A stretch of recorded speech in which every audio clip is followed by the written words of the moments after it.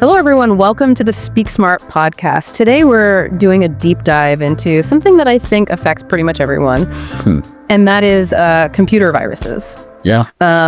Whether you're super tech savvy or you just kind of, trying to use the computer to stay connected and do your work. I think we all have encountered this in some way or another. Oh, yeah. And so we have some materials today that explore the world of computer viruses. Yeah. And how we can better deal with them. And, I think our mission today is to extract the most important information that will help you Exactly. feel informed and prepared. Yeah, it's like think of it this way. In the digital age, understanding how our computers can get sick is just as important as understanding basic hygiene for ourselves. So we're going to be looking at some helpful materials today that can really kind of demystify computer viruses and empower you with that practical knowledge. Okay, so let's jump right in. What is a computer virus? From what we've gathered, it's basically, it's a program, but it's not a program like the ones that we like. Right. That help us organize our photos or write emails. It's actually a program that's designed to harm or damage your computer. It's interesting to think about the intent behind these programs, right? Unlike a software bug, which might cause a program to crash accidentally, a virus is intentionally created to disrupt, to damage, to exploit your system. It's like a digital intruder with, malicious goals. Yeah, and that actually leads us to something that I think, the material captures really well. And it's something that I think we've all felt before, which is, oh, great, the stupid computer froze again. Yeah. Who hasn't been there? Absolutely. Just staring at that frozen screen, wondering what's going on. That moment when your computer becomes completely unresponsive is so relatable, it's a standstill.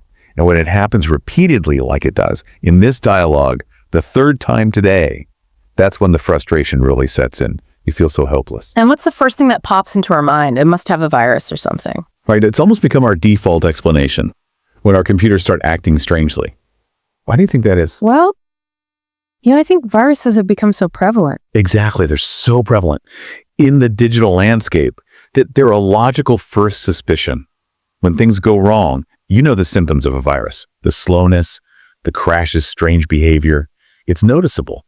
And it's almost like when you suddenly feel unwell yourself, a virus is one of the first things you might think of. Right. And so in this scenario, the next logical step is to run a virus scan, which then unfortunately reveals a lot of infected files. So when we hear that term, an infected file, what exactly does that mean? Well, think of an infected file, like a seemingly normal package that has a hidden payload, in this case, the virus code. It's a regular file on your system. It could be a document, it could be an application, it could even be an image. Yeah. But it's been contaminated with this virus. And so when you open or run that infected file, that's when the virus can activate and start to spread or carry out its harmful actions. Like a Trojan horse. It looks harmless on the outside, but there's a threat concealed within. And it's interesting because I think, a lot of us who are pretty careful online, we think, well, I have no idea how I could have picked up a virus.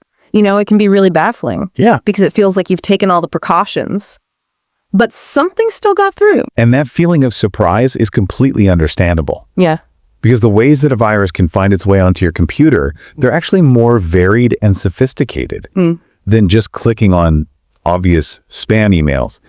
Viruses can spread through infected USB drives, through vulnerabilities in software that haven't been patched, even through seemingly legitimate websites that have been compromised without you even realizing it. So even if you're being cautious, there are still potential pathways for infection. Yeah. And this leads us to, I think, a really crucial point that this material brings up, which is you have to make sure their antivirus software is updated regularly. Regularly, yes. This seems so basic, but why is it so incredibly important? Well, imagine your antivirus software as like your computer's security guard. Right. And this guard has a list of known criminals, the viruses. And when you download a file or visit a website, the antivirus software is checking it against this list. So if that list isn't current, if it does include the information about the newest criminals, then the security guard's not going to recognize them. And they can slip right through. So when the material says, yours wasn't up to date, it's like having an outdated security briefing. Exactly. Your defenses are based on old information. And they're probably not going to be effective against the latest threats. It's like trying to identify a new strain of the flu with last year's vaccine. Yeah, it doesn't work. The digital threat landscape is constantly evolving. We've got new viruses and attack methods emerging all the time. So outdated antivirus software just doesn't have the knowledge to protect you against those new dangers. So keeping it updated is like getting the latest intelligence to keep your security guard informed and effective. Now, amidst all this talk about software, I love this little piece of advice that the material gives. Try not to kick or hit the computer. Oh, absolutely. And I think we've all felt that urge. I think we've all been there. Yeah. When technology is really testing our patience. Yeah. And it's really a testament to the frustration that technology can sometimes induce. Obviously, a physical confrontation What is that? with your computer is not going to solve the problem. In fact, it might create new ones. Right. But it really reflects that, that feeling of being overwhelmed and annoyed by the technology. It's a funny reminder that behind every screen, there's a human being dealing with these digital challenges. Yeah, for sure. Now, the material also touches on some common phrases that we might hear or use when we're talking about, these computer troubles. One of them is, I'll be right up, or, I'll be right there, I'll be right down. Tell us a little bit about what those phrases convey. Well, these phrases are all about assuring someone that you're going to come to their location to help very soon. That word right signifies immediacy. It's a way of saying you're on your way without specifying an exact minute. So in the example, Samuel says, just give me a second, I'll be right up. It's it's reassuring. It's saying, I'm going to come and help you with this computer problem very soon. It communicates that sense of promptness. Yes. In the example, hurry up, I need to use the bathroom, I'll be right out. Really emphasizes that feeling of needing to do something quickly and imminently. Now, another phrase that I thought was interesting that the material highlights is, it turns out that. What's the significance of using that phrase? Well, it turns out that is a great way to introduce information. That has been discovered or revealed often after some investigation or a process of finding out. It signals that there's a result or a piece of news to share. So in this case, Samuel says, I ran a virus scan on your computer, and it turns out that you have a lot of infected files. So it's indicating that the scan revealed this information. It's like saying, after looking into it, here's the situation. Exactly. And the examples. Frank didn't come to work today, and it turns out that he was sick. Or even the funny one, honey, I'm pregnant. It turns out that, I'm just kidding. It's that kind of reveal. Yeah, it adds that sense of revelation to this statement, like uncovering a piece of the puzzle. Right. Now, when we're trying to explain computer problems to someone without, getting too technical, the material offers some alternative. So just saying it's not working, you could say it's acting strangely, right, or it isn't working properly.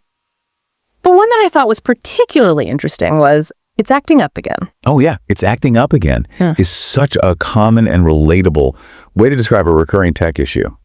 It implies that the computer has had problems in the past, and now it's exhibiting those same issues again. It's less formal than saying it's malfunctioning, and much more conversational. I mean, think about if your car keeps making the same odd noise. You might say, oh, it's acting up again. Yeah, it's much more descriptive, than a generic, it's broken. Right. It paints this picture of a machine with a little bit of temper. And speaking of temperamental machines, this whole conversation reminds me of an experience I had not too long ago.